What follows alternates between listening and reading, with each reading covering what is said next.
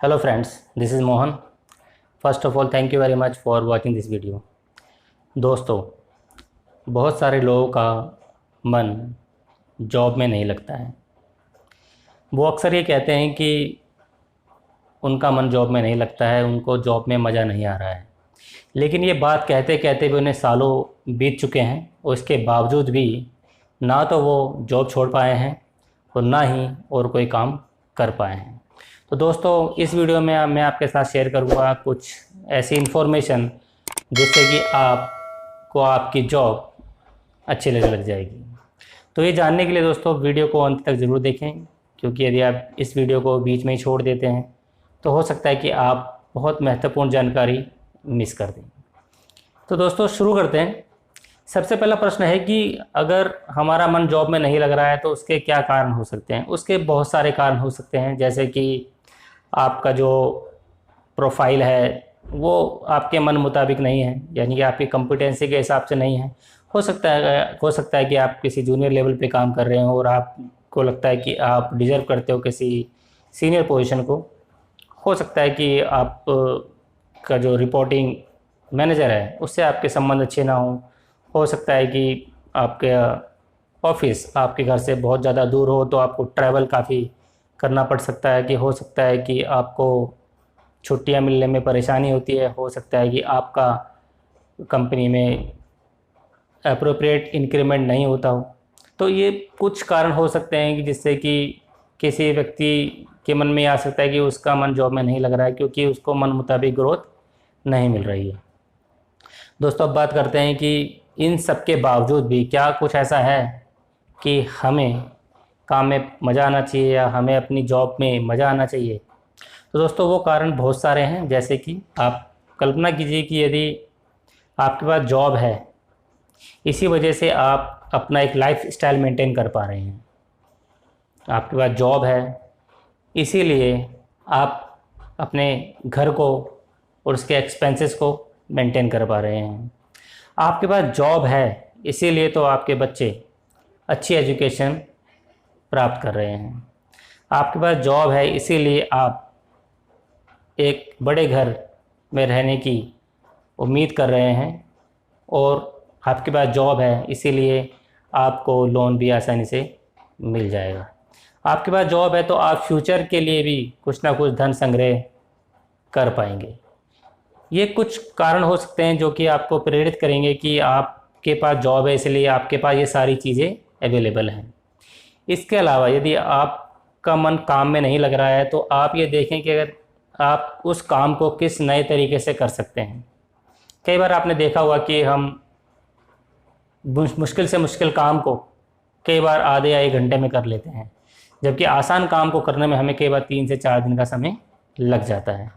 तो आप उन अप्रोचेस को एम्प्लॉय कर सकते हैं जिनसे कि आप अपनी कॉम्पिटेंसी को बढ़ा सकें और काम को इनोवेट कर सकें, काम के अंदर इनोवेशन कर सकें, जिससे कि आप अपनी एक अथॉरिटी क्रिएट कर सकें अपने वर्क प्लेस पे। इसके अलावा आप अपनी स्किल को डेवलप कर सकते हैं और अपनी स्किल से आप अपने रिपोर्टिंग ऑफिसर को इम्प्रेस कर सकते हैं।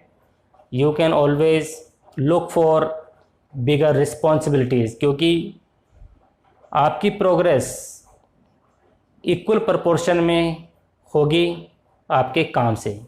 यदि आप इजी काम करते हैं, ऐसा काम विच इज़ ईजिली रिप्लेसेबल, तो आप कभी भी रिप्लेस कर दिए जाएंगे। लेकिन यदि आपका रोल, यदि आपका जॉब इररिप्लेसेबल है तो इसकी कम संभावना है कि आपको ईजिली रिप्लेस किया जा सके।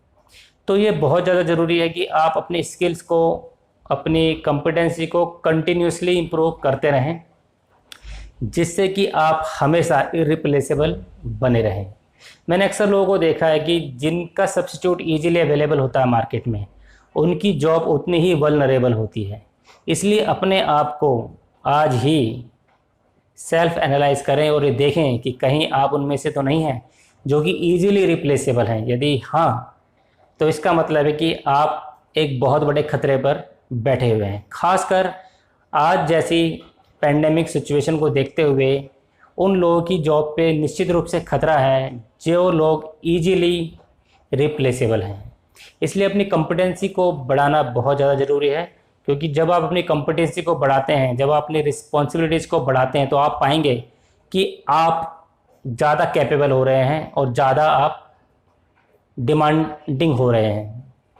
और दोस्तों, इसके अलावा यदि आपको फिर भी लगता है कि आपका जॉब में मन नहीं लग रहा है, आप कुछ और करना चाहते हैं, तो उसके लिए ज़रूरी है कि आप आज से, बल्कि अभी से इस बात की प्लानिंग करें कि यदि आप नौकरी छोड़ना चाहते हैं अगले 1 साल में, 2 साल में या अगले 5 साल में, तो आपके पास कितना बैकअप होना चाहिए, क्या कॉम्पिटेंसी होनी चाहिए, क्या आप करना चाहते हैं जॉब के अलावा, और उसकी क्या क्या तैयारियां आपको करनी चाहिए। क्योंकि यदि आप बिना किसी तैयारी के कोई भी काम शुरू कर देते हैं तो इसकी बहुत ज़्यादा संभावना है कि आप उसमें फ़ेल हो जाएं। अक्सर हिंदुस्तान में ये कहा जाता है कि चल ये काम करते हैं, जो होगा देखा जाएगा। ये वो वीर पुरुष हैं जो कि हमेशा ही कहते हैं जो होगा देखा जाएगा, और अक्सर उनमें से 100 में से 99 लोग फेल हो जाते हैं। क्यों? क्योंकि बिना किसी तैयारी के, बिना किसी गोल के, बिना किसी बैकअप के वो लोग कूद पड़े हैं इस संग्राम में जिसमें उनकी हार निश्चित है। ऐसा नहीं है कि सभी लोग हार जाते हैं, 100 में से 1-2 लोग बिल्कुल जीत जाते हैं, लेकिन अधिकांश लोग उसमें विजय प्राप्त नहीं कर पाते। तो दोस्तों, मैं आशा करता हूं कि आपको मेरा ये वीडियो पसंद आया होगा। यदि हाँ, तो आप इसे प्लीज़ लाइक और शेयर करें, अपने दोस्तों, परिवार, रिश्तेदारों के साथ शेयर करें।